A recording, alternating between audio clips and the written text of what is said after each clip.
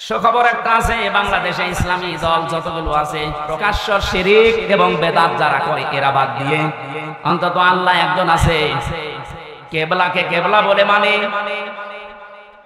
এইরকম কিছু নিয়ম নীতিতে যারা কাউকে শরীক করে না, কাউকে বিশ্বাস করে না আল্লাহ বাদে, এই মানুষগুলো দেখলাম আজকে সব এক হওয়ার জন্য ঐক্যবদ্ধ হচ্ছে। জালেমরা তো পালিয়েছে, মুনাফিক যারা এদের গায়ে অনেকের এখন আগুন লেগে গেছে, কারণ এরা চিন্তা করছে এভাবে যদি সব এক হয়ে যায়, আমরা 5 তারিখের পর থেকে যেভাবে শুরু করেছিলাম এই কাজও বন্ধ হয়ে যাবে। ওরা বুঝে ফেলেছে, এখানে আশা করছি যেভাবে এগিয়ে যাচ্ছে সবাই মিলে অনুসরণ করার জন্য ধর্ম বিষয় উপদেষ্টা যিনি আছে ডক্টর আফামা খালিদ হোসেন, আল্লাহ তার হায়াতে তাজ্জেবা সিহাতে কল্লিয়া বাড়িয়ে দেন, বলেন আমিন। লোকটার চেষ্টা এবং ইখলাসটা দেখতে পাচ্ছি, আশা করছি ইসলামের সূর্যের সামনে আমরা এই দেশে দেখতে পাবো ইনশাআল্লাহ। এই জন্য যারা আছি আমরা ছোটখাটো বিষয় নিয়ে মত পার্থক্য বাদ দেওয়া লাগবে। একটা হোস্টেলে 100 জন খাবার খায়, সকালের নাস্তা কলার পাউরুটি। 20 জন হোস্টেল ম্যানেজারকে আহ্বান জানিয়েছে যে স্যার এটা যেন ঠিক থাকে। 80 জন বলছে না এটা আমরা আর খাবো না, নতুন মেনু আমাদেরকে দেন। কিছু কিছু ছেলেরা বলছে আমাদেরকে খিচুড়ি দেওয়া লাগবে সকালে, কেউ কেউ বলছে আমাদেরকে চিড়া দেওয়া লাগবে, কেউ কেউ বলছে আমাদেরকে রোল দেওয়া লাগবে। আর ওই যে 20 জন ওরা বলছে যা আছে ওইটাই আমরা চাই, কলা পাউরুটি। ম্যানেজার বলছে এভাবে হবে না, ভোট দেওয়া লাগবে। আমি তো একবারে পাল্টিয়ে দিতে পারি না। ভোট দেওয়ার পরে দেখা গেল যে আগের যে 20 জন আছে কলা আর পাউরুটি ওটা ঠিকই আছে, চিড়া যারা চেয়েছিল তারা 18 জন হয়েছে, যারা খিচুড়ি চেয়েছে তারা 17 জন, যারা রোল চেয়েছে তারা 15 জন। এভাবে ভাগ ভাগ করতে করতে 20 পর্যন্ত আর চাইনি, আগে যা ছিল ওইটাই কায়েম হয়ে আছে। কি বসালাম বলেন তো, এদেশে 20 জন মাত্র এখন আগের যে সিস্টেম গুলো ছিল ওইটাই চালু রাখতে চাচ্ছে, কিন্তু আমরা এখন 80 জন পাল্টিয়ে গেছে। এই কথা বলছেন, আমরা এই 80 জন মিলে এখন যদি এই ছোটখাটো বিষয় নিয়ে মত পার্থক্য করি, কিয়ামতের আগে আমরা 20-এর উপরে যেতে পারবো না। এই জন্য সব বাদ দেওয়া লাগবে। কার কয় কোণে টুপি, কার লম্বা টুপি, কার জব্বা, কার সিরা, কে হাত বাঁধে, কে মোনাজাত করে, এগুলো সব বাদ দেন। আল্লাহ একজন আছে, রাসূল আমার নেতা, এই বিশ্বাসে যারা বিশ্বাসী তারা আমরা এখন 80 জন। আরো জোরে আমরা কোনো বিষয় নিয়ে আর সামনে ঝামেলা যেন না করে।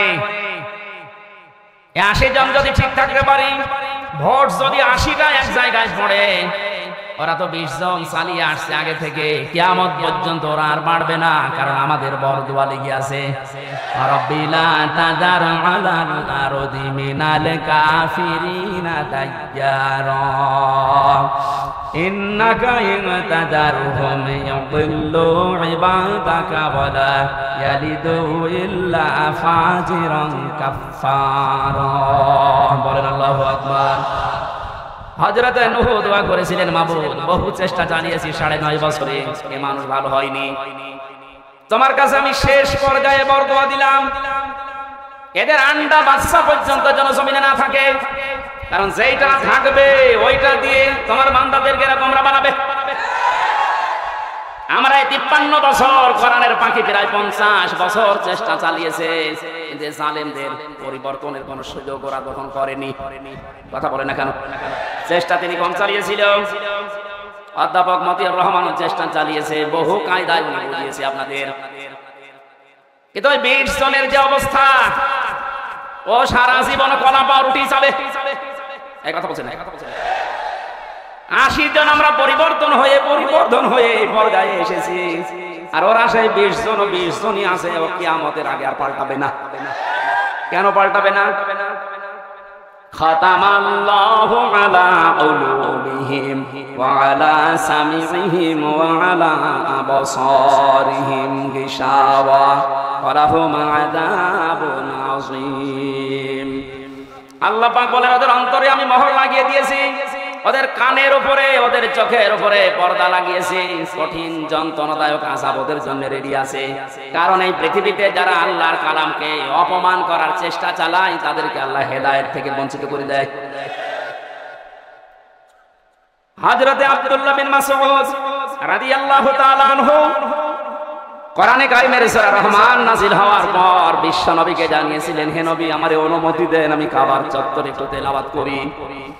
ওনার কণ্ঠটা খুব সুন্দর ছিল, ডাক দিয়ে বলেন ঠিক আছে মন খুলে দিয়ে পড়তে থাকো। সূরা রহমান হচ্ছে কোরআনে কারিমের সবচাইতে সুন্দর সূরা।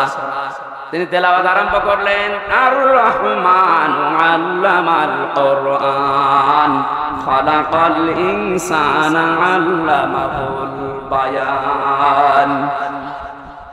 তেলাওয়াত করছিলেন এভাবে হঠাৎ আবু জেহেল, আমার ভাইরা, হযরত আব্দুল্লাহ বিন মাসউদ দৌড় দিলেন নবীজির রওজার কাছে। তাবুর ভেতরে দেখেন বিশ্ব নবী মুহাম্মদুর রাসূলুল্লাহ হাত তুলে মোনাজাতে লিপ্ত আছে। তিনি দেখলেন মোনাজাত যখন চলছে আমি আরেকবার যাই। ওই যে যারা পড়ে আছে এখনো মরে নাই, ওদের ভেতরে গিয়ে দেখলেন আবু জেহেল এখনো খাচ্ছে। ডাক দিয়ে বলে তোরে সময় দিয়েছিলাম আরেকবার দিলাম, বল। ও আবার একই কথা জানিয়েছে। তিনি আরেকবার ঘোড়া দিয়ে এসে বললেন বল। এবার আরেকটু বাড়িয়ে বলেছে, আব্দুল্লাহর পোলা মুহাম্মদ তোমাদেরকে জাদু করেছে, আমার পর্যন্ত আসতে পারে নাই, পরে আমি এখনো যদি পাই এখনো টুকরা টুকরা করব। হযরত ইবনে মাসউদ বললেন না, এতক্ষণ ধরে সময় দিয়েছিলাম আমি আর সময় দিলাম না। তুই যখন মুহাম্মদুর রাসূলুল্লাহর উপরে এই দাবি তুললি তোরে আমি শেষ করে দেব। তরবারি বের করে গলার ভেতরে লাগিয়েছে। আবু জেহেল ডাক দিয়ে বলে মাসউদ কি করবি এখন? আলাদা করব। ওই সময় বলেছিল আলাদা করবি কর, আমার গলাটা একটু বড় করে কাট, দেশের মানুষ যেন দেখে বোঝে যেটা নেতার মাথা। মরে যাচ্ছে আমার মনে হয় এই দেশে 5 তারিখের পরে অনেক আবু জেহেলকে আমরা এখনো পর্যন্ত দেখতে পেয়েছি, পাচ্ছে, মরে যাচ্ছে। খাতামাল্লাহু আলা কুলুবিহিম, আল্লাহ কলবের উপরে মেরে দিয়েছেন একেবারে মোহর। এর ভালো হওয়ার কোনো পরিবেশ নেই। ইবনে মাসউদ চিন্তা করলেন এর মাথাটা যদি নবীজির তাবু পর্যন্ত নিয়ে যেতে পারি নবী আমার জন্য দোয়া করবেন। তিনি মাথা ধরে টানলেন, 2 হাত দিয়ে দেখে নড়ে না। চিন্তা করলেন মাথা এত ভারী হয়ে গেল কি করে? কাছে যে রশি ছিল তরবারি দিয়ে কানের ছিদ্রি একটা, ওর ভেতরে বান্ধব দিয়ে তিনি টানতে আরম্ভ করলেন, দেখে না নড়ে না। কি মাথা এত ভারী হয়ে গেল কি করে? 2 কান ছিদ্রি করলেন, 2 কানের ভেতরে রশির অগ্রভাগ 2টাই ঢুকিয়ে যখন সুন্দর করে বাঁধন দিয়ে অপর ভাগ ধরে টান দেওয়া আরম্ভ করলেন। এবার মাথা নড়া আরম্ভ হয়েছে। চিন্তা করেন এতক্ষণ পর্যন্ত মাথা টান দিয়েছি নড়ে না, এখন নড়ছে কোন কারণে? আল্লাহ রাব্বুল আলামিন বোঝাতে চেয়েছেন মাসউদ আমার কোরআন কাবার সামনে তেলাওয়াত করার কারণে এই লোকটা তোর কানের উপরে থাপ্পড় দিয়ে একটা কান নষ্ট করে দিয়েছিল। আমি আল্লাহ আজকে তোর হাতে ওর 2টা কান নষ্ট করে দিয়ে প্রতিশোধ নিলাম। পরকালে কি করব এটা আমি আল্লাহ জানি। আমি যেটা বোঝাতে চাচ্ছিলাম, এই পৃথিবীর ময়দানে কোরআনে কারিমের গায়ে যারা হাত দেয়, অপমান করার চেষ্টা করে কোরআন কেন্দ্রিক কোন বিষয়ের সাথে, আল্লাহ পাক কিন্তু দুনিয়াতে তাদের শাস্তি দিয়ে দেখিয়েছেন। কমেল্লাই মন্দিরে যারা দেবতার পায়ের কাছে কোরআনে কারিম রেখেছিলেন আজ কিন্তু ধরা পড়ে যাচ্ছে। দশ ছাপিয়েছে ইসলামী আন্দোলন যারা করে, একামতের দিন যে এরা করেছে দুনিয়া উল্টিয়ে যাবে।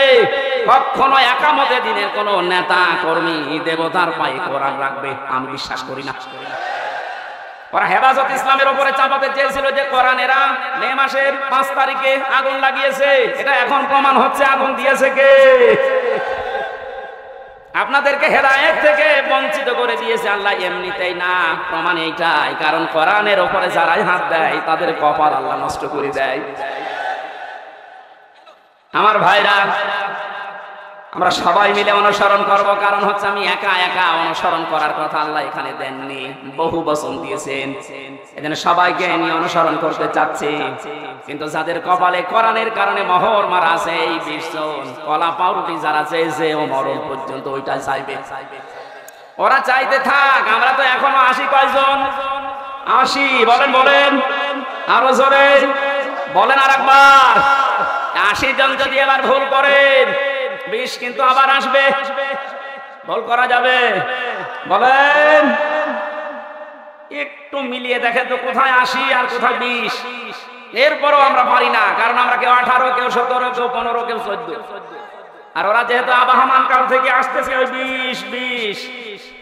আমরা আর এই 17, 18, 19-এ থাকবো না, আমরা এখন 80 হয়ে যাবো ইনশাআল্লাহ।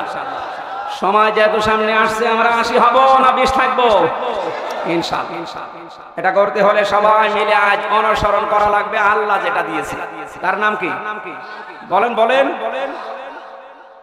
আল্লাহ পাক আয়াতের পরবর্তীতে জানিয়েছেন ওয়ালা তাত্তাবিউ মিন দুনিহি আউলিয়া। কোরআন বাদ দিয়ে পৃথিবীর কোন ওলি আল্লাহর অনুসরণ করার দরকার নেই। প্রশ্ন আসতে পারে আল্লাহ কি তার ওলিদের বিরুদ্ধে? না। সূরা ইউনূসের 62 নম্বর আয়াত 11 নম্বর পারার 15 নম্বর পৃষ্ঠার প্রথম নম্বর লাইনে আছে আলা ইন্না আউলিয়া আল্লাহি লা খাউফুন আলাইহিম ওয়ালা হুম ইয়াহজানুন। আল্লাহ পাক বলেন কোনো ভয় নেই, কোনো চিন্তা নেই। আমার ওলি যারা, তাদের কোনো ভয় চিন্তা নেই। তাদেরকে সতর্ক করলাম, সুসংবাদ জানালাম, এদের ব্যাপারে তোমরা সাবধান থাকবা, এদের ভয় চিন্তা নেই। অথচ সূরা আরাফের 3 নম্বর আয়াতে বললেন কোনো অনুসরণ করার দরকার নেই। ওই আয়াতের সাথে আয়াতের কোনো মিল পাচ্ছি না। তাহলে আল্লাহর কথাও চাচা এর সাথে মতো, সকালে একটা বিকালে আরেকটা। কোরআনে কারিমে আল্লাহ তো জানিয়েছেন লা মুবাদদিলা লিকালিমাতি, আল্লাহর কালামের কোনো পরিবর্তন নেই। অথচ ওখানে বললেন ওলিদের কোনো চিন্তা নেই, আর এখানে বলছেন ওলি অনুসরণ করার দরকার নেই। মুফাসসিরিন একরাম লিখেছেন আয়াতের ব্যাখ্যা করতে গিয়ে আল্লাহ এই জন্যই ওলি অনুসরণ নিষেধ করেছেন। আল্লাহ খুব ভালোভাবে জানেন, কারণ বর্তমান ভবিষ্যৎ এগুলো সব জানেন কে? আরো জোরে বলেন। সব যেহেতু তার নিজের জ্ঞানে আছে, উনি আগেই জানতেন যে ভবিষ্যতে কিয়ামত পর্যন্ত আমার এমন বান্দা বান্দি দুনিয়ায় আসবে, ওরা আমি আল্লাহর চাইতে ওদের আব্বাকে বড় মনে করবে। এই জন্য আল্লাহ নিষেধ করেছেন কোনো আব্বার কোনো অনুসরণ করার দরকার নেই। কালিলাম মা তাযাক্কারুন। আল্লাহ আফসোস করছেন যে আমার বক্তব্য শোনার পরে আমার কিছু বান্দা বান্দি ফিরে আসবে, অধিকাংশ গুলোই মুখ ফিরিয়ে চলে যাবে। বলেন নাউযুবিল্লাহ। এখানে কোরআন উপস্থাপনের যে ধরন আমরা শিখেছি আল্লাহর কাছ থেকে, আপনি হয়তো না বোঝার কারণে মন খারাপ করতে পারেন। 2 নম্বরে আল্লাহ যেটা জানাতে চেয়েছে ওটা আবাহমান কাল থেকে আসতেছে, আল্লাহর বক্তব্যের সাথে মিলছে না। এখন আপনি কি ওই বাপ দাদারটাই মেনে চলবেন না আল্লাহর বর্ণনা করাটা? এখানে আরেকটা বিষয়, একটা মাসলা পাওয়া যায়। আজ যারা অন্ধ অনুসরণ করে ইসলামকে, দ্বীনকে মানার চেষ্টা চালাচ্ছেন, এদেশে আছে। এই কারণে বলছি পৃথিবীতে শুধু মুহাম্মদুর রাসূলুল্লাহ সাল্লাল্লাহু আলাইহি ওয়াসাল্লামকে বাদ দিয়ে কাউকে অন্ধ অনুসরণ করা জায়েজ নেই। কেন জায়েজ নেই? কারণ উসওয়াতুন হাসানা এই শব্দটা শুধুমাত্র মুহাম্মদুর রাসূলুল্লাহকে আল্লাহ দিয়েছেন। পৃথিবীর কাউকে আল্লাহ উসওয়াতুন হাসানা এটার গ্যারান্টি দেয়নি। লাকাদ কানা লাকুম ফি রাসূলিল্লাহি উসওয়াতুন হাসানা, অবশ্যই তোমাদের জন্য মহত্তম আদর্শ লুকিয়ে রেখেছি আমি আল্লাহ রাসূলুল্লাহর জীবনে। কার জীবনে? বলেন বলেন। আল্লাহকে এখানে বলতে পারতেন না যে আব্দুল্লাহ বিন মুহাম্মদ ইবনে আব্দুল্লাহ, তার জীবনের ভেতরে আমি লুকিয়ে রেখেছি। তার নাম তো আল্লাহ জানতেন, কেন তার নামটা এখানে উচ্চারণ না করে রাসূলুল্লাহ দিলেন? কারণ তিনি মুহাম্মদুর রাসূলুল্লাহ এই শব্দটা পেয়েছিলেন নবী হওয়ার পর থেকে। 40 বছরের আগ পর্যন্ত মানুষ তাকে আরব জাহানে বলতো আব্দুল্লাহ বিন মুহাম্মদ। আর 40 বছরে যখন তিনি কোরআন পেয়েছেন তখন শুধু আব্দুল্লাহ বিন মুহাম্মদ না, হয়ে গেছেন রাসূলুল্লাহ। তাহলে অনুসরণ করা, অনুকরণ করা মুহাম্মদ ইবনে আব্দুল্লাহকে ফরজ না রাসূলুল্লাহকে ফরজ? আশা করছি আমি যেটা বোঝাতে চাচ্ছি আপনি বুঝবেন। এই বাংলাদেশ সহ বিশ্বের বহু জায়গায় আমি গিয়ে দেখেছি তারা আজ এখনো পর্যন্ত এই কথা বলছে আমরা নবীওয়ালা কাজ করি। হ্যাঁ, আপনি আব্দুল্লাহ বিন মুহাম্মদ ইবনে আব্দুল্লাহ ইনি যতদিন পর্যন্ত নবী হওয়ার আগ পর্যন্ত এ নামে মানুষ তাকে ডাক দিয়েছে, আপনার জীবনে এই কাজগুলো আছে। কারণ তিনি ওই সময় সত্য কথা বলতেন, ভালো কাজের আঞ্জাম দিতেন। কোন মানুষ যদি বিপদে পড়তেন সেখানে এগিয়ে যেতেন। এই কাজগুলো মুহাম্মদ ইবনে আব্দুল্লাহর জীবনীতে আমরা সিরাত ইবনে হিশামে সিরাত বিশ্বকোষের ভেতর থেকে পেয়েছি। কিন্তু তিনি যখন রাসূলুল্লাহ হয়ে গেছেন, তার আপন চাচা আবু লাহাব পর্যন্ত জানের শত্রু হয়ে দাঁড়িয়েছে। এই বাংলাদেশ সহ বিশ্বে আজ যারা বলেন আমরা নবীওয়ালা কাজ করি না, আপনি মুহাম্মদ ইবনে আব্দুল্লাহর কাজ করেন। রাসূলুল্লাহ নবীওয়ালা কাজ যদি কেউ দাবি করে, উনি যেমন রাসূল হওয়ার পর থেকে 63 বছর, এই 23 বছরে 82 বার টার্গেট হয়েছিলেন ইহুদিদের, আপনি অন্তত 82 বার না হলেও 2 বার তো হবেন। আপনাকে ইহুদি খ্রিস্টান মুশরিক সবাই ভালোবাসে, সবাই ভালো বলে, বুঝতে হবে আপনার কাজ এখনো রাসূলুল্লাহর কাজ হয়নি। এজন্য আমাদের অনুসরণ করা দরকার এখন থেকে।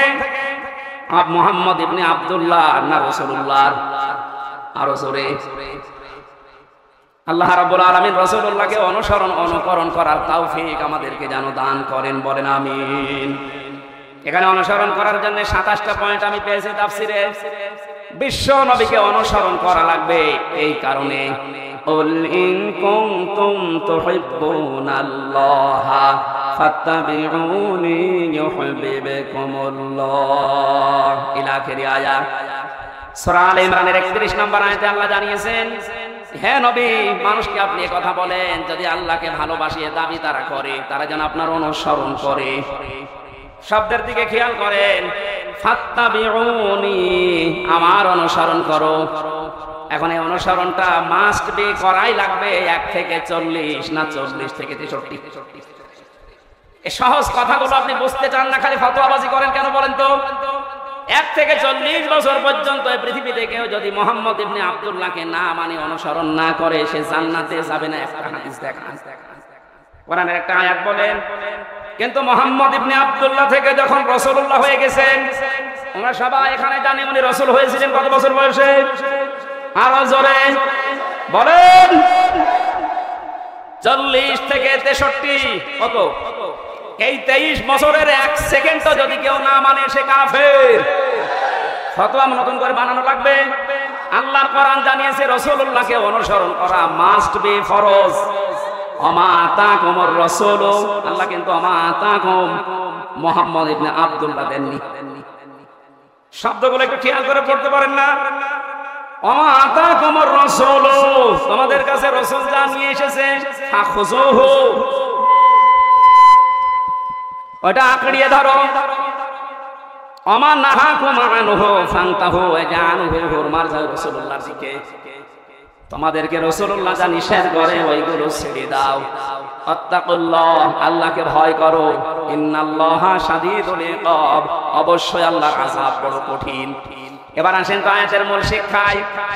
বিশ্ব নবী মুহাম্মদুর রাসূলুল্লাহ আমরা সবাই স্বীকার করে নিচ্ছি যে উনি হয়েছিলেন 40 বছরে, না জন্মের পরে? আরো জোরে বলেন। ওনাকে অনুসরণ করা লাগবে কি মুহাম্মদ ইবনে আব্দুল্লাহ হিসাবে না রাসূলুল্লাহ হিসাবে? রাসূলুল্লাহ হিসাবে অনুসরণ করলে এখানে ফাত্তাবিউনি দিয়েছেন। আল্লাহকে ভালোবাসিয়ে দাবি যদি করে থাকো, এখানে ইহুদি খ্রিস্টান বৌদ্ধ 4500 ধর্মের লোকেরা আছে, প্রত্যেকেই তার দেবতা বলেন, ভগবান বলেন, গড বলেন, যাই বলেন, সবাই কিন্তু বোঝাতে চায় কাকে? বলেন বলেন। কিছু রূপক জিনিস হয়তো তারা বানায়, কিন্তু আসল কিন্তু আল্লাহ। আপনি হিন্দুদের বিপদে পড়লে দেখবেন রূপক যে 12 মাসে 13 পূজা করে, 33 কোটি দেবতা ওদের, একটা রূপক পূর্ণ বিশ্বাস ওদের নেই। ওদের বিশ্বাস একজন আছে। আমার তো অনুষ্ঠানগুলো ভারতে বেশি থাকতো আগে, 17, 18, 19 সালে আমি ভারতেই বেশি ছিলাম। দেখেছি ওই সমস্ত জায়গায় বিপদে পড়লে হিন্দু ড্রাইভার আমার যে চালিয়ে নিয়ে যেত কলকাতায়, ও বেটা হিন্দু মানুষ, ভগবানকে ডাকা বাদ দিয়ে বিপদে পড়লে, চরম বৃষ্টি যখন, তখন উপরওয়ালা একজন আছে। আমার বাস্তব জীবনে আমি দেখেছিলাম চরমনায়, বরিশালে যখন ছোটবেলায় যেতাম, ওই সময় তো ব্রিজ ছিল না, নৌকায় যাওয়া লাগতো, লঞ্চে যাওয়া লাগতো। একবার ওঠার পরে থেকে বিশাল ঝড় উঠেছে। আমরা যারা মুসলমান পড়ছি লা ইলাহা ইল্লাল্লাহ, লা ইলাহা ইল্লা আনতা সুবহানাকা ইন্নী কুনতু মিনাজ জালিমিন, সামনে দেখলাম দাদা আর দাদি বসে আছে হিন্দু, ওরা পড়ছে লা ইলাহা ইল্লাল্লাহ। বললাম দাদা চেহারা দেখে মনে হচ্ছে অন্য ধর্মের, মুসলমান হয়েছেন কবে? বলছে না মুসলমান হয়নি, কালিমা পড়লেন। যে ঝড় উঠেছে কালী দুর্গার কাজ না, আল্লাহ লাগবে। ওরাও জানে যে একজন আছে, কথা বলেন ঠিক কিনা? যে যে ধর্মে তার নতুন নতুন রূপক অর্থে বানিয়ে নিয়েছে, কিন্তু আসল একজন আছে, এ কথা সবাই যেহেতু বলছে, আল্লাহ এ কথাই জানাতে চাচ্ছেন তোমরা যারা বলো আল্লাহ তোমাকে ভালোবাসে, তোমাকে আমরা মহব্বত করি, আল্লাহ বলছেন এই কথার দাবি পূরণ করার জন্য ফাত্তাবিউনি, আমার রাসূলের অনুসরণ করা লাগবে। কি করা লাগবে? এবার আমার প্রশ্ন এখানে যারা জ্ঞানী মানুষ তাদের কাছে, এই অনুসরণ কি আংশিক না পূর্ণাঙ্গ? আরো জোরে বলেন। আজ এই বাংলাদেশ সহ বিশ্বের বহু মুসলমানেরা, আমি যে সিঙ্গাপুর মালয়েশিয়া কয়েকটা রাষ্ট্র ঘুরে আসলাম এই 15-20 দিন আগে থেকে, বাস্তবতা দেখেছি হাজার হাজার লক্ষ লক্ষ আমাদের মতো মুসলমান আংশিক কিছু মানা কিছু অনুসরণের মাধ্যমে ওরা মনে করছে আমরা নাজাত পেয়ে যাব, অথচ ফাত্তাবিউনি, আমার অনুসরণ করো। আমরা সবাই স্বীকার করছি অনুসরণ আংশিক না, এটা পূর্ণাঙ্গ। নাকি আংশিক? পূর্ণাঙ্গ অনুসরণ করবেন আপনি।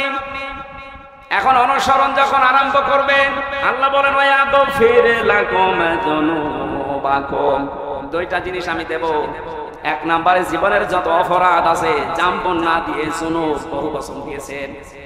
আপনি যদি অনুসরণ করা আরম্ভ করেন, আপনার জীবনে দুইটা পুরস্কার আল্লাহ দেবে। যত গুনাহ ছিল পেছনে সব আল্লাহ রাসূলের অনুসরণের কারণে মাফ করে দেবে। দুই নম্বরে আল্লাহ পাক যদি কাউকে মাফ করে দেয়, তার জন্য বানানো জান্নাত দেবে। এই কথা মানেন তো? এবার আসেন আমার মূল শিক্ষাটাই। এই বাংলা সহ বিশ্বের যত মুসলমানেরা আজ আমরা আংশিক অনুসরণ করে মনে করছি যে না আমরা আল্লাহর ভালোবাসা মহব্বত পেয়ে গেছি। আপনি হয়তো নামাজে রাসূলকে মানেন, রোজাতে রাসূলকে মানেন, হজ করতে গিয়ে রাসূলের অনুসরণ মতো হজ করেন, যাকাত দিতে গিয়ে রাসূলুল্লাহর অনুসরণ করেন। বিশ্ব নবী যে বিচার করেছিলেন কোরআন দিয়ে, সেইটাই আপনি আর রাসূলকে মানেন না, তখন মেনে নিয়েছেন ব্রিটিশকে। আরো আসতে বলেন, আপনার অনুসরণ কি আংশিক হয়েছে না পূর্ণাঙ্গ? আংশিক অনুসরণের মাধ্যমে আল্লাহর মহব্বত ভালোবাসা পাওয়া যাবে না, আর আল্লাহর মহব্বত যদি পাওয়া না যায় জান্নাতেও যাওয়া যাবে না। কারণ আল্লাহ ইউহিব্বুকুমুল্লাহ দিয়েছেন, এটা মজারে বর্তমান ভবিষ্যৎ প্রেজেন্ট ফিউচার। কোন মানুষ যখন পূর্ণাঙ্গ অনুসরণের জন্য সিদ্ধান্ত নিয়ে লেগে পড়বে, আল্লাহ পাক বলেন আমিও তাকে ভালোবাসা শুরু করব। এখানে কত জ্ঞানী মানুষ আছেন, আপনার বিবেকের কাছে আপনার আমার প্রশ্ন, আপনার শরীর থেকে শুরু করেন এই 3.5 হাত বডি, আপনার পরিবার, আপনার সমাজ, আপনার রাষ্ট্র, আপনার আন্তর্জাতিক নীতি তাকান, সব জায়গায় অনুসরণ যদি পূর্ণাঙ্গ আপনি না করেন, আল্লাহর কোরআন বলছে আপনাকে আল্লাহ এখনো ভালোবাসা আরম্ভ করে নাই।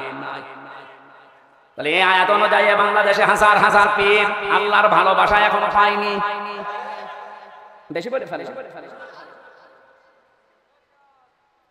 আশা করছি আমি যেটা বোঝাতে চেয়েছি এখন থেকে আর অপূর্ণাঙ্গ না, আমরা পূর্ণাঙ্গ অনুসরণ করতে চাই রাসূলুল্লাহকে। আর আজকের আমার তেলাওয়াতকৃত আয়াত ওইটাই, সূরা ইউনূস 25 নম্বর আয়াত, কোরআনে কারীমের 10 নম্বর সূরা। এটা 11টা রূকু আছে, 109টা আয়াত আছে। মক্কায় নাযিল হয়েছে। একটা আয়াত আর একটা আয়াতের আংশিক পড়েছি। আল্লাহ রাব্বুল আলামিনও জানিয়েছেন। এবার আমি তাফসীর আকারে শুরু করছি, জবান খুলে পড়েন। আউযু বিল্লাহি মিনাশ শাইতানির রাজীম, বিসমিল্লাহির রহমানির রহিম। ওয়াল্লাহু ইয়াদউ ইলা দারিস সালাম। আল্লাহ পাক বলেন আমি আল্লাহ তোমাদেরকে আহ্বান জানাচ্ছি, ডাকতেছি শান্তির ঘরের দিকে। আজ বাংলাদেশ বৈষম্য বিরোধী ছাত্র আন্দোলনের মাধ্যমে যে 9টা দফা দিয়েছিল, দফাগুলো একটা একটা করে একটু পড়ে দেখেন। আমি তো মিলিয়ে দেখেছি এদের বাস্তব প্রতিফলন ওই 9টা। আমি ওগুলো সব নোট করেছি, একটা একটা করে আপনি মিলাবেন এখন থেকে। যারা আছেন যেখানে দাঁড়িয়ে বসে শুয়ে খুব অ্যাক্টিভ, আল্লাহ পাক বলেন আমি তোমাদেরকে ডাকি আমার শান্তির ঘরের দিকে। তাম বাংলাদেশের এই ৫৬,০০০ বর্গ মাইল মনে করেন একটা ঘর। এটা কি? আরো জোরে বলেন। আল্লাহ যে ঘরের দিকে ডাকতেছে, ভাই ঘরের নাম জান্নাত। ঘরের নাম কি? ৮টা জান্নাতের যে দরজা আমরা নাম শুনি, জান্নাতের দরজা ৮টা না ১০০টার উপরে আমি কোরআনে পেয়েছি। এ বিষয়ে একটা বইও লিখেছিলাম ওই সময়, যে জান্নাতের স্তর ১০০টা। তার ভেতরে দারুস সালাম একটা দরজার নাম। দারুস সালাম মানে শান্তির বাড়ি বা ঘর। আল্লাহ পাক এখানে ডাক দিয়েছেন যে তোমরা শান্তির ঘরে প্রবেশ করো। এই পৃথিবীর মানুষ যেটা উদাহরণ দিলে বোঝে বেশি, আমি ওইভাবে সেট করেছি। বাস্তবে আমরা দেখি একটা ঘর যদি কেউ বানাতে চায় বসবাসের জন্য, শান্তি পাওয়ার জন্য, ইসলাম শব্দটা এখানে আল্লাহ দিয়েছেন দারুস সালাম। সালাম সিলমুন, এখান থেকে ইসলাম, এর শাব্দিক অর্থ হচ্ছে শান্তি। কিন্তু কেউ যদি সুখ পেতে চায়, এর আলাদা একটা আরবি শব্দ আছে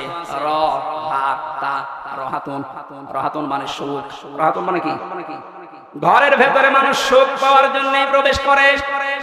এই যে এখান থেকে সারাদিন সারা রাত মানুষ কর্মজীবন শেষ করে যখন বাড়িতে যায়, ঘরে প্রবেশ করার সঙ্গে সঙ্গে একটা অজানা সুখ আপনাকে ঘিরে ধরে।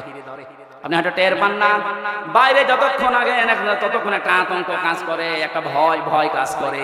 অথচ ঘরের ভেতরে ৪ দেওয়াল দিয়ে যেটা আটকানো, কি আছে ওর ভেতরে, ওখানে গেলে একটা আলাদা শান্তি, ওই ভয়টা আল্লাহ দূর করে দেয়। কথা বলেন ঠিক কিনা? আল্লাহ বলেন আমি এমন একটা ঘরের দিকে তোমাদেরকে ডাকছি, যে ঘরে প্রবেশ করলেই তোমরা সুখ আর শান্তি দুইটাই পেয়ে যাবে। যেহেতু আমরা এখন একটা ঘর বানাবো, ঘর বানাতে প্রথমে খুঁটি দেওয়া লাগে। কি দেওয়া লাগে? খুঁটি বা পিলার দেওয়া লাগে। আল্লাহ যে ঘর বানাতে আমাদেরকে নির্দেশ দিচ্ছে যে শান্তির ঘরে প্রবেশ করো, এই ঘর যদি ৫৬,০০০ বর্গ মাইলকে আপনি বানাতে চান, তাহলে ৪টা খুঁটি আল্লাহর কাছ থেকে নেওয়া লাগবে। এই খুঁটিগুলো যদি কেউ ভারত থেকে নেয়, বিপদে পড়বে। ওরা এখন বিপদে আছে। কথা বলেন না কেন? ওরা বহু চেষ্টা চালিয়েছিল ওই সময় পাকিস্তান থেকে আমাদের এই দেশটাকে ভাগ করার জন্য। ওরা যেমন সাহায্য করেছে 7 সিস্টারের মাধ্যমে ওদের দেশকে ভাগ করার জন্য, আমরাও চালান আমরা সব দিয়ে দেব। আপনি যা করিয়েছেন আমরা ওইটাই করব। আপনারা ওই সময় ভাগ করে যদি আমাদের বন্ধু হয়ে যান, আমরাও কথা বলছেন। শুরু হয়ে গেছে অলরেডি। আলাদা পতাকা বানিয়ে উড়িয়ে দিয়েছে মণিপুরে। খেলা হবে না, খেলা আরম্ভ হয়ে গেছে। আপনারা যেমন আমাদের এতদিন বলেন আমরা বন্ধু, কারণ আপনাদের সেই পাকিস্তান আর এই বাংলাদেশ মাঝখানে ছিলাম, আমরা আলাদা করে দিয়েছি, এই জন্য আমরা আপনার বন্ধু। আমরাও পাশে তো দেখলাম ডক্টর ইউনূস প্রথমে এই ঘোষণা দিয়েছিল, এদেশকে অশান্ত করার জন্য যদি চেষ্টা চালান 7 সিস্টার থাকবে না। মানে যদি নাও করে, ওনার পেছনে যে দেওয়াল আছে তারা হয়তো একটু কাঁটি নাড়াচ্ছে।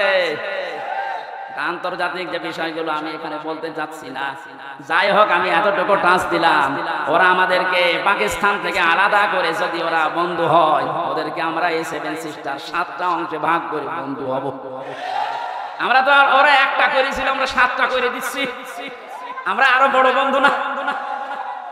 যশোরবাসী এবার খেয়াল করেন, না আমরা শুধু ভারত থেকে না, চীন থেকে না, রাশিয়া থেকে না, আমেরিকা না, কারো কাছ থেকে খুঁটি নিতে চাই না। আল্লাহ যে খুঁটি দিয়েছে শান্তির ঘর বানাতে, আমরা ওই খুঁটি নেব। আমার কথার অর্থ বোঝার চেষ্টা করেন, খুব খেয়াল করে শুনবেন। আমি কোরআনে কারীম থেকে পেয়েছি, 1 নম্বরে আল্লাহ পাক বুনিয়াল ইসলামু আলা খামসিন শাহাদাতি আল্লাহ ইলাহা ইল্লাল্লাহ। এই যে হাদিসটার ভেতরে 5টা বিষয় আছে, তার 4টা খুঁটি আমি সেট করেছি। নামাজ, রোজা, হজ আর যাকাত, এই 4টা খুঁটি মজবুত ভাবে গেড়ে দেওয়া লাগবে। খুঁটি থাকলে হয় না। ঘরকে শান্তির ঘর বানাতে হলে বেড়া দেওয়া লাগে। কথা বলেন না কেন? কোরআনে কারীম থেকে আমি বেড়া বের করেছি 4টা। 1 নম্বরে বেড়া, 1 নম্বরে বেড়ার নাম হচ্ছে রাজনীতির বেড়া। এটা যেহেতু চলছে এখন দেশে, এটা পরিষ্কার করা লাগবে। 4টা বেড়া দিতে হয়, চারদিকে দেওয়াল দেওয়া লাগে। 1 নম্বর দেওয়াল তুলতে হবে রাজনীতির দেওয়াল। এটা অলরেডি আরম্ভ হয়ে গেছে এখন। যেহেতু আমরা শান্তির ঘর চাই, আর পৃথিবীতে শান্তির ঘরের দেওয়াল দিতে হলে রাজনীতি, এটা লেনিনের কাল মার্ক্সের না, রাজনীতি নেওয়া লাগবে রাসূলুল্লাহ। এবার রাসূলুল্লাহর রাজনীতি কি এবার তাকান সূরা নিসা 5 নাম্বার পারা 6 নাম্বার পৃষ্ঠা 9 নাম্বার লাইনের 59 নাম্বার আয়াতের প্রথম অংশ শেষ করে দেব না ওই লোকটাকে তুলে আমার চেয়ারে বসে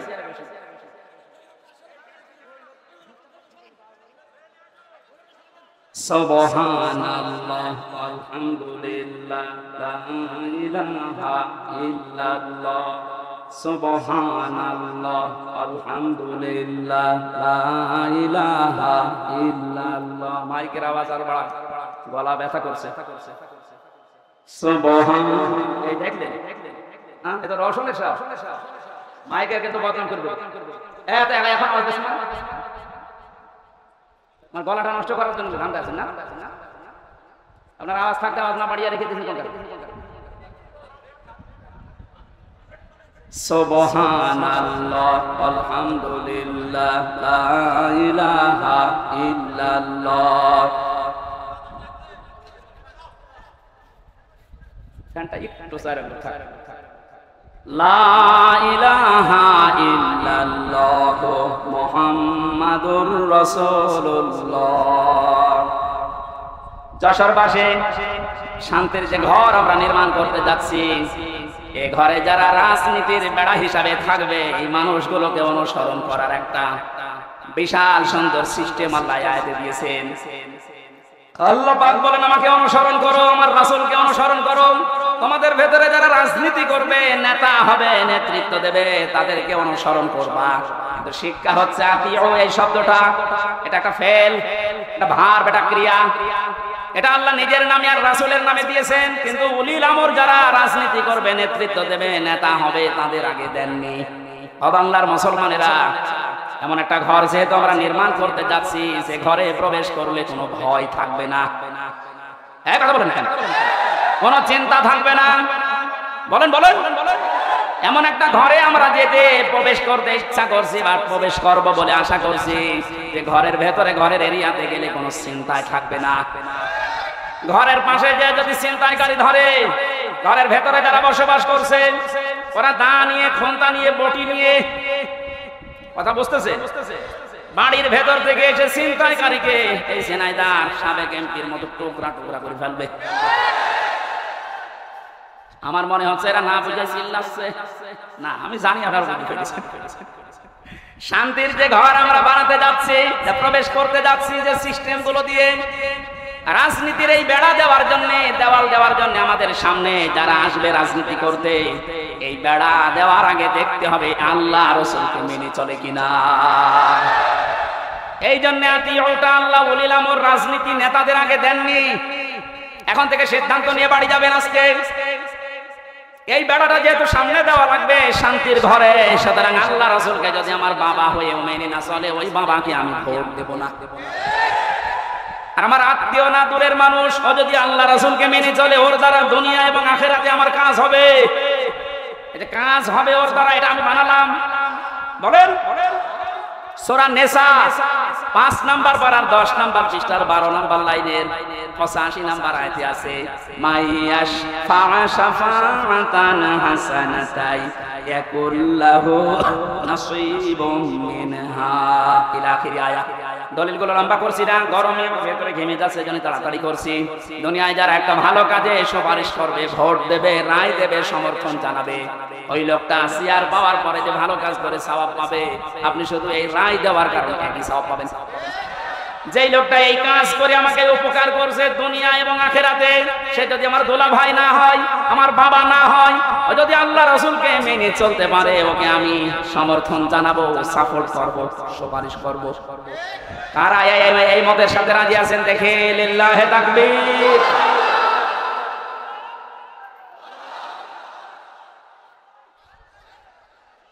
এই কথা বোঝার চেষ্টা করেন আমি এখন যেটা বললাম এটা তো রাজনীতি হয়ে গেল না না এটা যদি রাজনীতি মনে হয় তাহলে সূরা নিসার 59 নম্বর আয়াত কেটে আপনি বাদ দিয়ে দেবেন আমি ব্যাখ্যা এইভাবেই পড়েছি মারিফুল কোরআন নিয়ে আসেন ওখানে ভয়ঙ্কর ট লেখা আছে আমানাত বহুবচন এই শব্দের ব্যাখ্যায় ভোট রায় সমর্থন সুপারিশ এগুলো লেখা আছে এখন আপনি তাফসীর মাহফিল লিখে দিয়েছেন আমি শব্দের ব্যাখ্যায় যদি ওই শব্দগুলো না বলি শুধু আমানত বলি, আপনি তো বুঝবেন না। আর আপনি যদি বোঝেনও না বোঝা ভান করে থাকেন। এখন আর ভান করার অভ্যাস আছে? 5 তারিখের আগে ছিল, এখন আর ভান করার অভ্যাস নেই। যা পড়ি ওইটাই বলি ইনশাআল্লাহ। আগে তো এই যশোরে যাওয়ার জন্য সে কুষ্টিয়া ঘুরে আসতাম, এখন একেবারে সরাসরি চূড়ামন কাটি দিও। রাজনীতির বেড়াটা ঠিক করবেন আশা করছি। 2 নম্বরে বেড়ার নাম পেয়েছি আমি সমাজনীতি, 3 নম্বরে পরিবার নীতি, 4 নম্বরে আন্তর্জাতিক যে নীতিটা আছে এটা। এবার আমি 3টা বেড়ার কথা বললাম। পারিবারিক নীতির যে বেড়া, আমি ব্যাখ্যায় যাব। আর কয়েকটা জিনিস লাগে ঘর বানাতে। আমরা দেখি শুধু বেড়া দিলে ঘর হবে না, ছাউনি দেওয়া লাগবে, চাল দেওয়া লাগবে, ছাদ দেওয়া লাগবে। গ্রাম্য মানুষ যারা ঘর বানায় 4 চালা ঘর, এদিকে একটা, এদিকে একটা, ওইদিকে একটা, এদিকে একটা, চাল লাগে কয়টা? আমি কোরআনে কারিম থেকে 4টা চাল বানিয়েছি। 1 নম্বরে ইমানের চাল। যদি কেউ শুধু ছাদ দিতে চায়, পুরা ইমানটা দিয়ে ঢেকে দিলেই সম্ভব, আর অসুবিধা নেই। যদি 4টা চাল কেউ দিতে চায়, কোরআন জানিয়েছে সৎকর্মের চাল দেওয়া লাগবে, যুদ্ধনীতির চাল দেওয়া লাগবে, সমাজনীতির চাল দেওয়া লাগবে। এই চালগুলো যদি একটা একটা করে কোরআন যেভাবে দিতে জানিয়েছে ওইভাবে আমরা দিতে পারি। শুধু চাল দিলেই হবে না, ঘরে প্রবেশ করার জন্য একটা দরজা লাগবে। আল্লাহ পাক যে দরজার ঘোষণা দিয়েছেন কোরআনে, লা ইলাহা ইল্লাল্লাহু মুহাম্মাদুর রাসূলুল্লাহ। আল্লাহর এই শান্তির ঘরে যদি কেউ প্রবেশ করতে চান, তাহলে এই কালেমা পড়ে এই দরজা দিয়ে প্রবেশ করা লাগবে। গত পরশুদিন আমার চুয়াডাঙ্গায় ছিল, স্বামী স্ত্রী 2 জন এই দরজা দিয়ে অলরেডি প্রবেশ করেছে। এর কয়েকদিন আগে ছিল গাইবান্ধা, সরঞ্জিত নাকি নাম যেন, এই লোকটা এই দরজা দিয়ে আল্লাহর এই শান্তির ঘরে অলরেডি প্রবেশ করেছে। প্রতিদিন প্রতিনিয়ত আজকেও দেখলাম 26 জন আল্লাহর এই কালেমা পড়ে এই দরজা দিয়ে অলরেডি শান্তির ঘরে ঢুকে পড়েছে। আমরা তো আগে থেকেই ঢুকে বসে আছি। তাহলে আল্লাহ যে ঘর বানাতে বললেন, এই ঘরের দরজার নাম কালেমা। নাম কি? জবান খুলে একবার পড়েন, লা ইলাহা।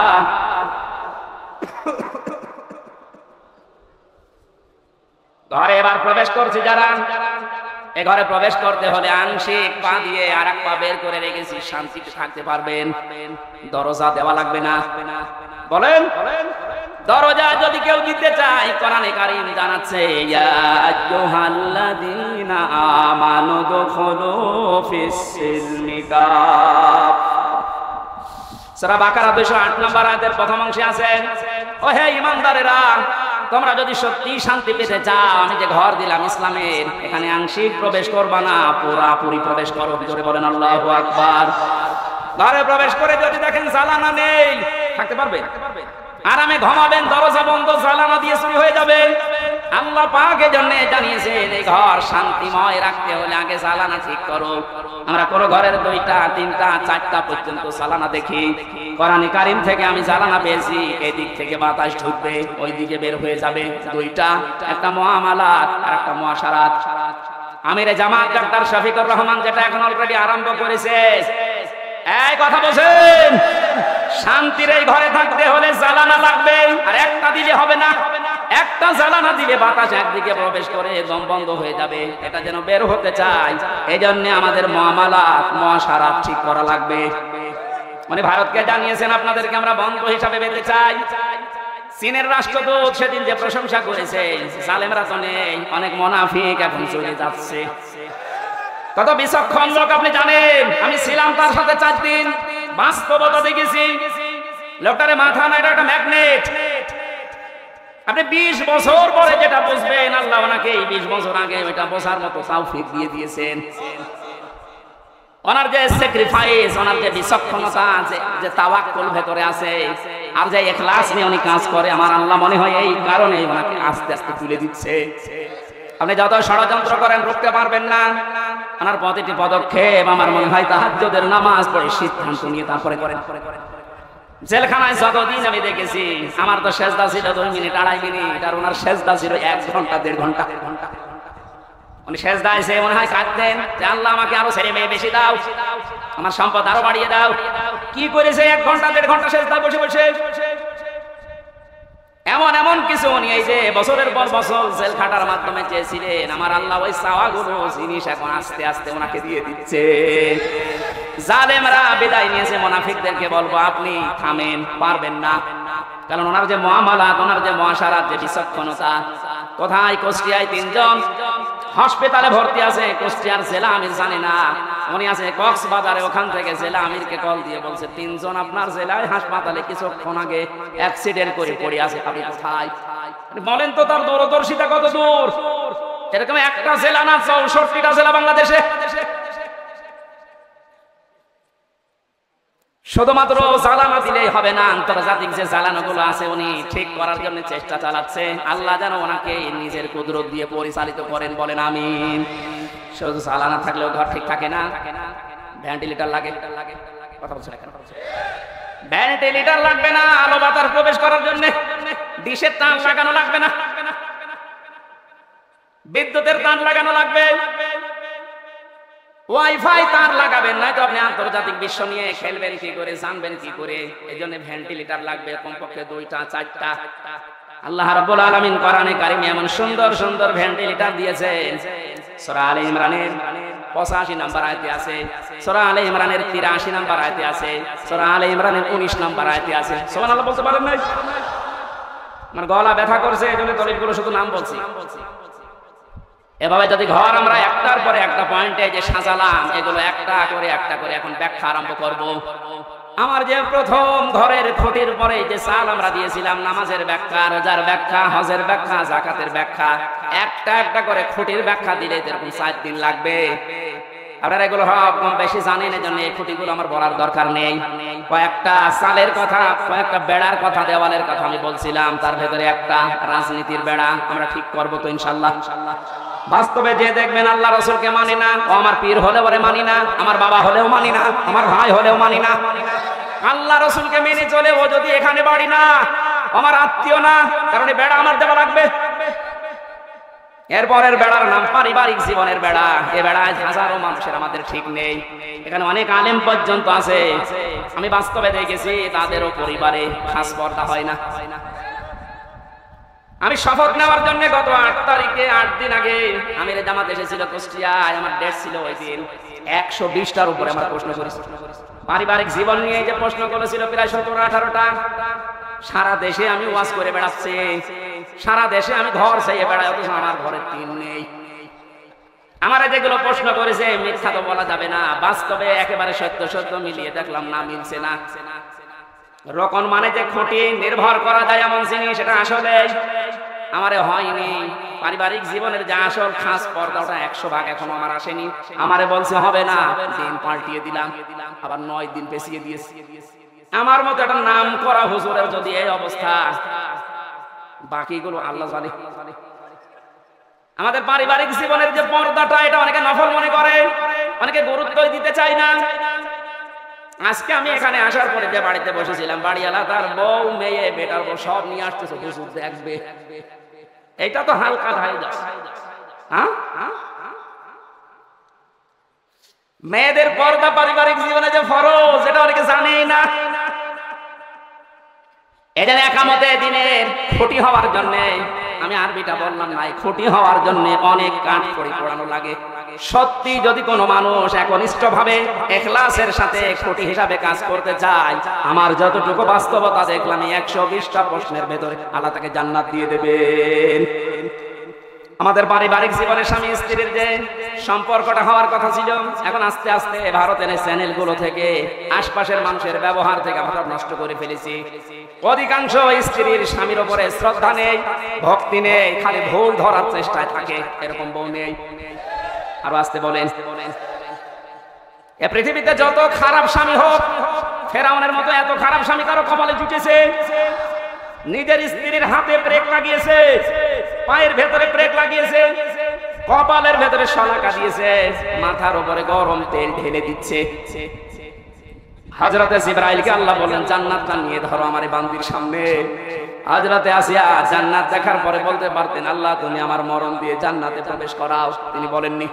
তিনি বলেছিলেন, মাবুদ তুমি জান্নাত আমার সামনে পাঠিয়ে দিয়েছো, আমি এইটা চাই না, আমি চাই তুমি যেখানে আছো ওই জায়গায় একটা ঘর আমার জন্য আলাদা বানাও, যেন ওখানে বসে বসে সব সময় তোমাকে দেখা যায়। আমার উপরে অত্যাচার চলছে, জুলুম চলছে, তোমার আবার যেন রাগ হয়ে না যায়। ওয়ানাজ্জিনি মিন ফিরআউনা ওয়া আমালিহি ওয়ানাজ্জিনি মিনাল কওমিস সালিমিন। আরবি গ্রামার যারা বসে জিজ্ঞাসা করেন এক আলিফ করে আল্লাহ টান দিয়েছেন, ওয়ানাজ্জিনি, আমাকে তুমি বাঁচাও। এই যে অত্যাচার করে আমার স্বামী নিজে আর লোক দিয়ে করায়, এই জালেমদের হাত থেকে তুমি আমাকে বাঁচাও। কিন্তু আল্লাহ তুমি রাগ করে আমার স্বামীর উপরে গজব দিও না। এত বড় কঠিন বিপদের ভেতরে স্বামীর জন্য বরদোয়া দেয়নি। আর আমার আপনার বউ সারা জীবন আপনি মাটি করে দেবেন খাটতে খাটতে, মাথার ঘাম পায়ে ফেলে চুল উঠে যাচ্ছে আপনার।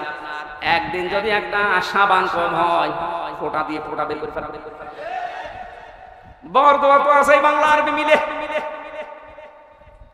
না। আমরা এরকম পারিবারিক জীবন চাই না। বিশ্ব নবী মুহাম্মদ রাসূলুল্লাহর স্ত্রীর দিকে তাকান, তার পারিবারিক জীবন কেমন ছিল। হযরতে আয়েশা বলেন, মুহাম্মদ রাসূলুল্লাহ আমার স্বামী, তাকে আমি গোসল করাতেছিলাম, হঠাৎ রক্ত আর পানি প্রবাহিত হয়ে যাচ্ছিল। নবীজি বললেন, আয়েশা, পানির ভেতরে রক্তের মতো লাল কি দেখা যায়? হযরতে আয়েশা বলেন, হে রাসূল, আপনি যখন গোসল করার জন্য টুলের উপরে বসেছিলেন, ওর একটা পায়া আমার পায়ের উপরে পড়েছিল, আঙ্গুল ফেটে রক্ত বের হচ্ছে। বললেন, একটু বলতে পারলেন না আমাকে? আমি আগে উঠে পড়তাম। হযরতে আয়েশা বলেন, হে রাসূল, এটা তো আমার পায়ের আঙ্গুল ফাটা, রক্ত বের হয়েছে। যদি কলিজা ফেটে রক্ত বের হতো, আমার স্বামীকে আমি উঠতে বলতে পারতাম না। এরকম ভক্তি শ্রদ্ধা করা বউ তো ঘরে ঘরে। কার বউ এরকম? একটু হাত তোলেন তো। এই মহিলারা আছে কোন গো? এই একটা মানুষ হাত তোলে। কিসের ওয়াজ করবে? আমাদের এই যে বেড়া আছে দেওয়ালে, দেওয়াল নড়বড়ে জানা যাচ্ছে, কিসের সুখ পাবেন এই দেওয়ালের ভেতরে? কি আশ্চর্য! যশোরের মা বোনেরা একটা স্বামীও হাত তোলে নাই। আলহামদুলিল্লাহ বলবো না নাউজুবিল্লাহ বলবো?